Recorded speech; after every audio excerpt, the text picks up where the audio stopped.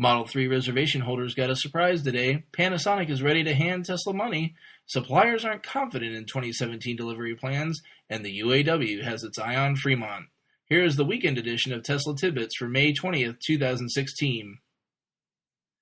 In a phrase that will likely not leave my lips again related to Tesla news, I broke the story this morning in a posting to Reddit that Model 3 reservation holders have new info in their My Tesla accounts. The refreshed look now shows a blue Model 3 teasing us all with your reservation number below. We get a little more verbiage regarding the FAQ, and a link to the forums as well. Lastly, in some new functionality, we get an online link to cancel your reservation should you need to. All the people in front of me can feel free to do so whenever they like. Reuters has the story of Panasonic's willingness to speed up their investment in the Gigafactory. Yoshio Ito, head of Panasonic's Automotive and Industrial Systems division, was quoted as saying, quote, "We will do our best to move up the schedule if requested," end quote. Panasonic's investment in the Gigafactory is a whopping $1.6 billion phased in over the course of the next few years.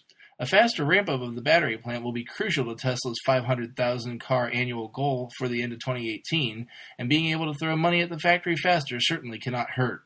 When asked if he thought Tesla could hit the mark, Ito declined comment but did say, quote, "We just don't want to be a bottleneck," end quote. Sticking with Reuters, we have a story of potential Tesla parts suppliers doubting Tesla's ability to hit their goals for 2017. Citing several manufacturing consultants, they claim that under ideal conditions, automakers have launched new assembly lines within 18 months, but typically this takes 2 to 3 years from when the first tooling and supply contracts are signed.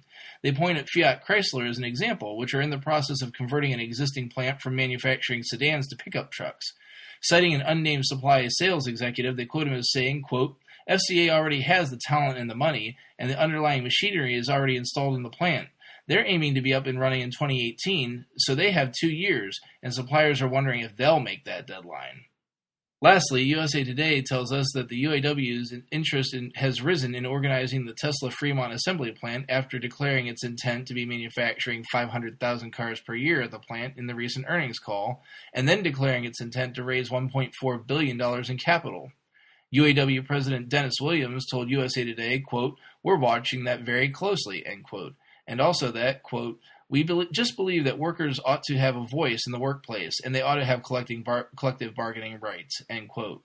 Tesla would jump to the 9th largest automaker in the U.S. if they're able to accomplish their goal, putting them behind Volkswagen, but ahead of both BMW and Mercedes-Benz, according to 2018 projections. Links to all the full stories from today's episode can be found in the description of the show.